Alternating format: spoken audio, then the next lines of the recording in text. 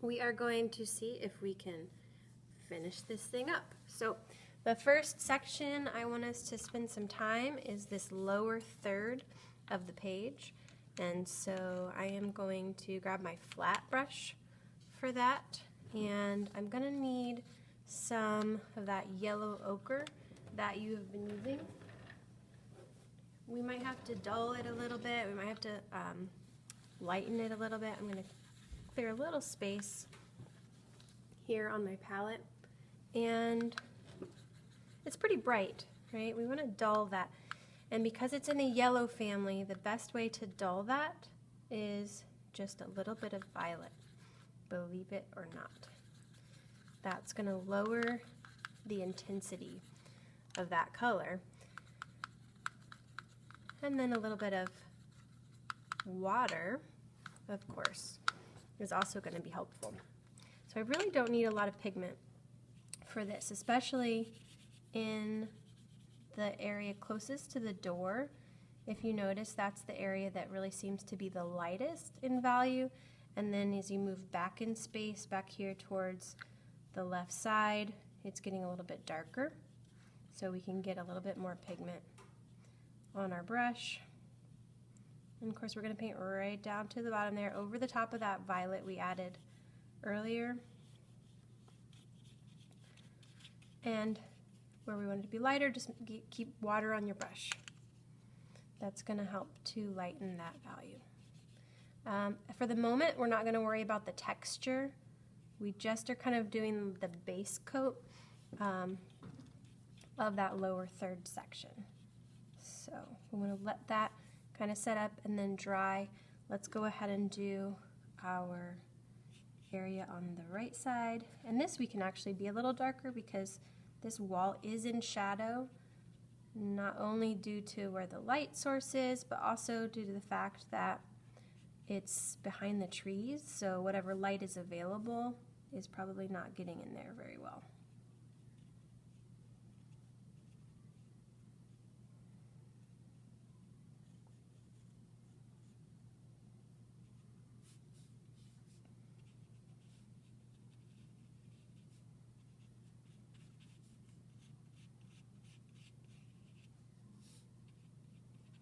Okay, so we're just going to let that set and dry a little bit so that we can come back in with sort of a dry brush technique that doesn't work so well on wet paint.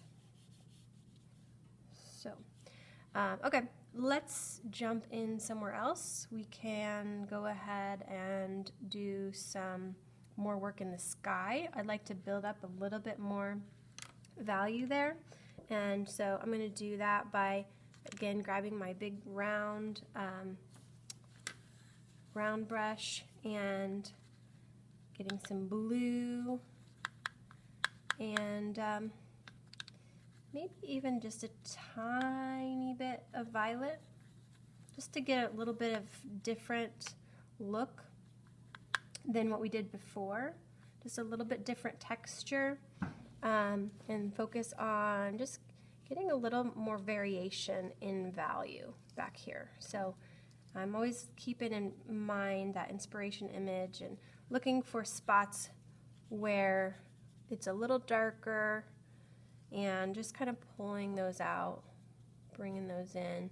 And I'm working right now on a dry sky, so we're not having the same approach when we did the first one where we were doing a wash. These colors are going to be a little more choppy looking, a little more harder edges, and that's okay because that's just another way to create some texture back there.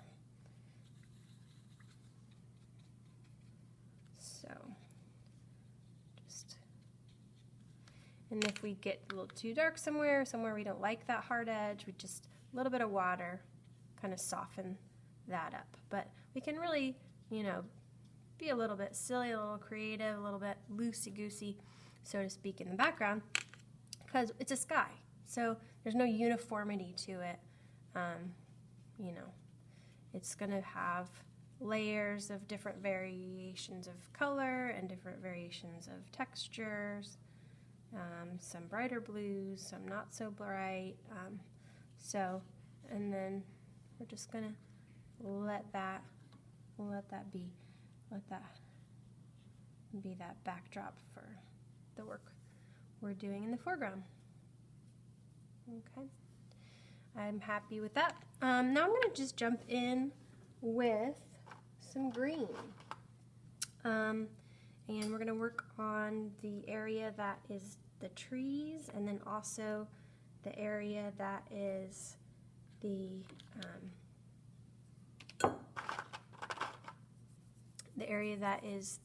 hedges there in the background. So let's see what we can come up with here. Let me get some green on my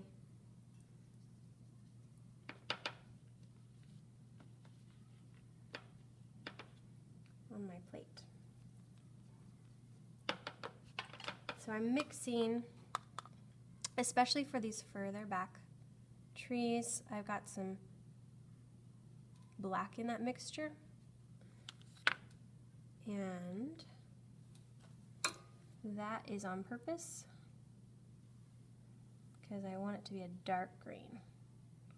So it's a combination of black and green. It's wanting to run on me a little bit. You may notice that I taped my edges down because I did have some problem with curling, my page wanting to kind of warp, and that's pretty normal, especially when working with watercolor. So in this front tree, I'm intentionally leaving some spots that I haven't put any color. I want to create an interesting texture here, so let me show you a little trick for that. Just a little tissue or a paper towel.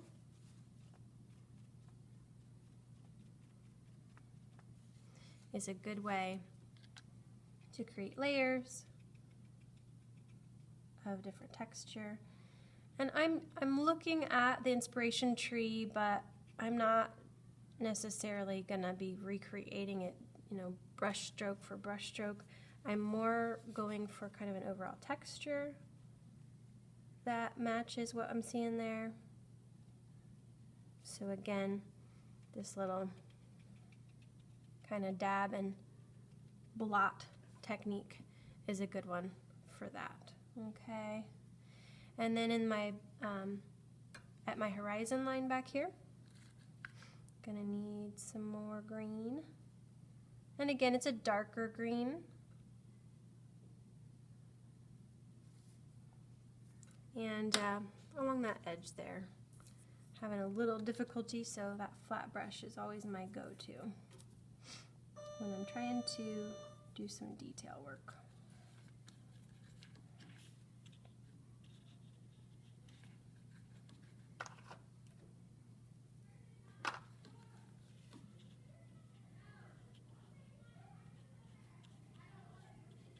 A little brighter towards the top, and then as you go down you can see where it's almost like you can't tell where the parking lot is beginning and where the tree line ends.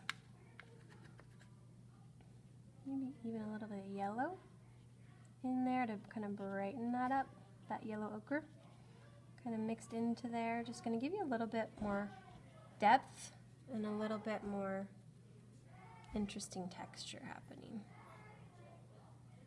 So that's just a way to get a little bit more variation. And again, I just want to go a little darker in here. Keep grabbing a little bit more black because we want to kind of blur the line between the horizon line and the tree line. Because you really, in the photograph, you really cannot tell where one happens and the other. Well, one begins and the other one ends.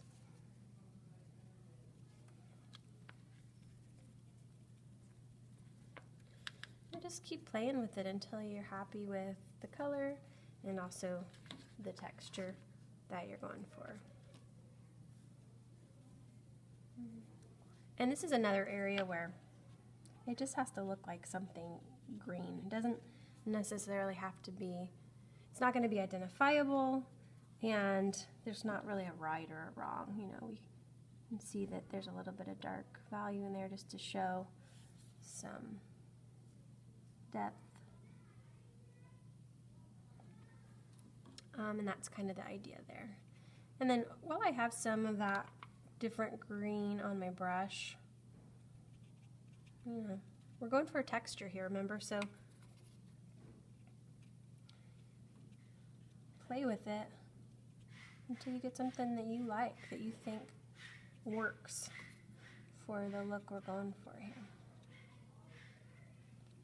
Right, and I'm using that yellow ochre, but if I get to where I'm like, too much yellow, well, that's easy to fix. A little bit of green or even a little bit of blue blended into that yellow is just going to give us another green variation. If you know color theory at all, you know yellow and blue make green.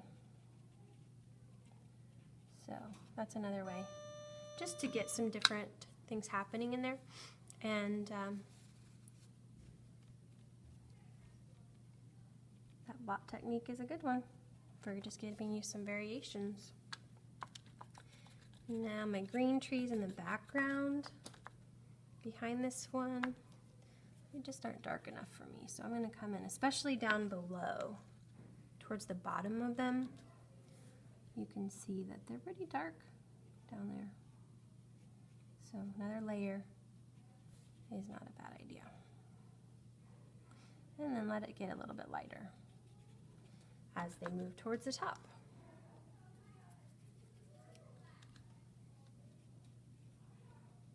A little brighter. But we want that one in front to really stand out against the others. Okay. All right, well, I've got some darkness on my brush. Would be a fine time to put the top on the Sebring. Again, I prefer a flat brush, but a small round would also work. It's kind of a preference thing. Need to get our wheels in here done, get some color on those. This would be a good brush, a good small round brush job. Oh, but I'm already committed here. Yeah, let me find one.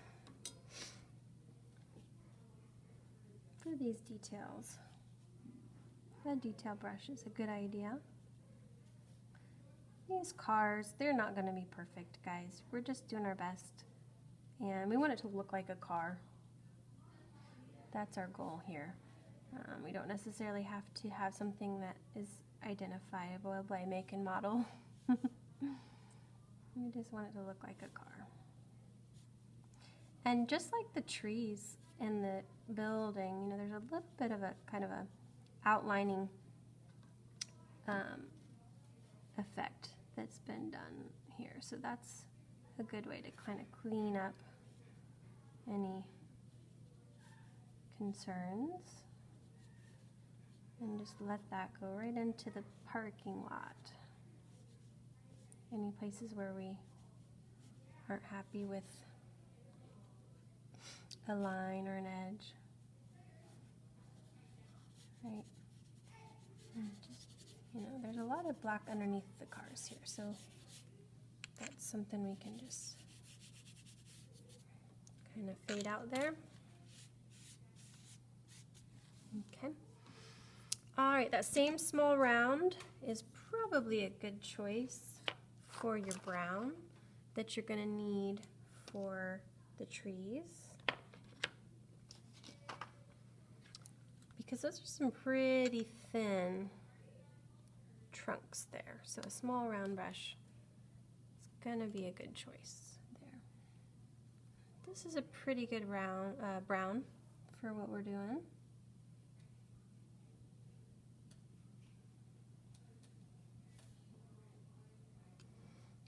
But if we want to go darker, we certainly could just by adding a little bit of black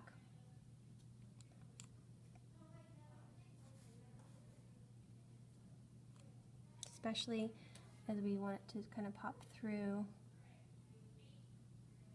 the leaves, because that of course is going to be an area that's in shadow from the leaves themselves.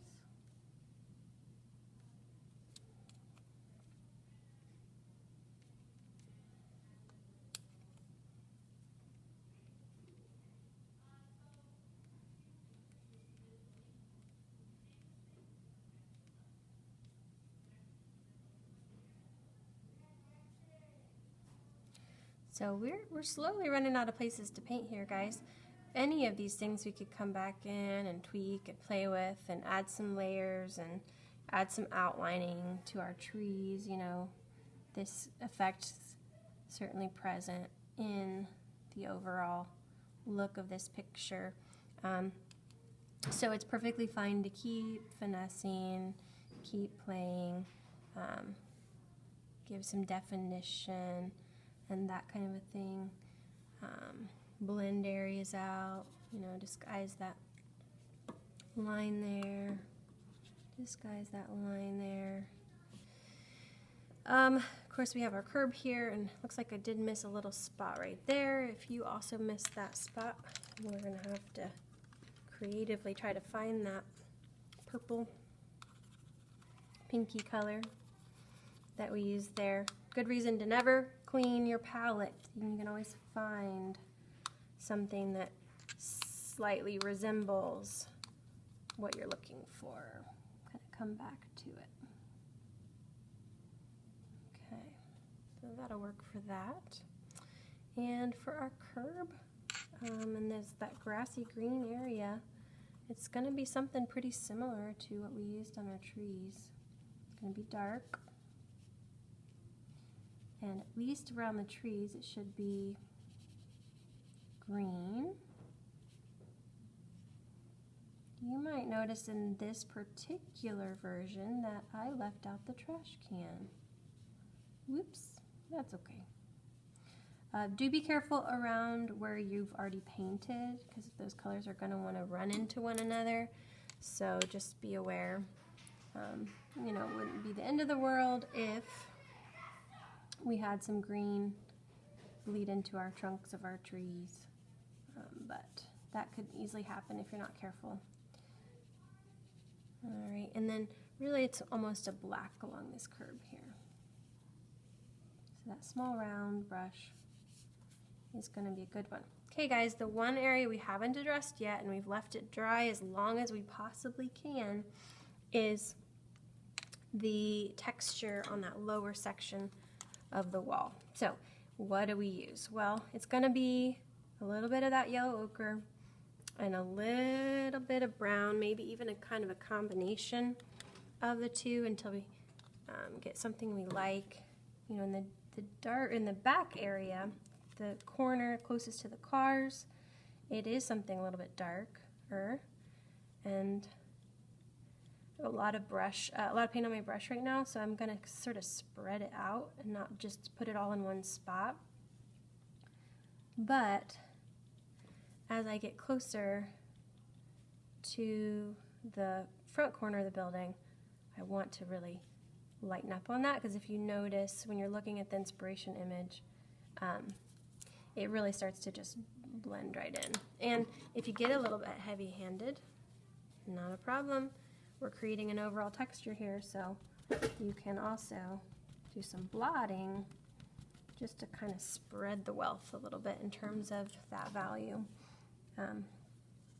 Getting a little bit of water is a good idea, but you don't want to over saturate with water, because that's going to make your colors want to bleed together, and that's not the texture that we're going for. So we do want the paint to be a little bit translucent, because we want to see what's behind it, but we don't want to be runny. Okay, so water and then blotting your brush is one way to do that. As we get closer here, we're getting to almost a gray color. So maybe just a little bit of black in that mixture. That looks a little green, so I'm going to put a little bit of red in it. you kind of have to play with it until you find kind of that magic formula of what you're going for. But we really want to mute this. We want a muted neutral. And that sometimes is sort of a combination of all the colors until you get the kind of a gray color that we're looking for. But again, not a high pigment color. You want a low intensity color. So even once you find what you're looking for, blot that brush off and use just the tip. And you want to try to what's called dry brushing, where we're not saturating the paper. We're using just the tip of the paintbrush, and it's a not very wet paintbrush, okay? Now in the middle here, we got to kind of blend the two. So try to find something in between.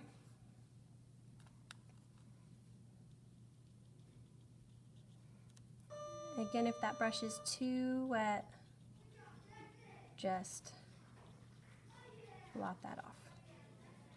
Okay.